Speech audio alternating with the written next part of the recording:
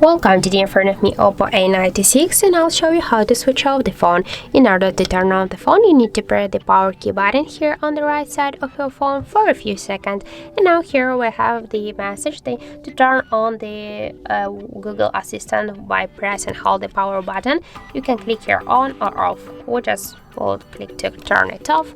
And now just by press and hold the power button, you can see that we have here the power off menu. Just slide this white dot to the down, and by this way we can turn off your device.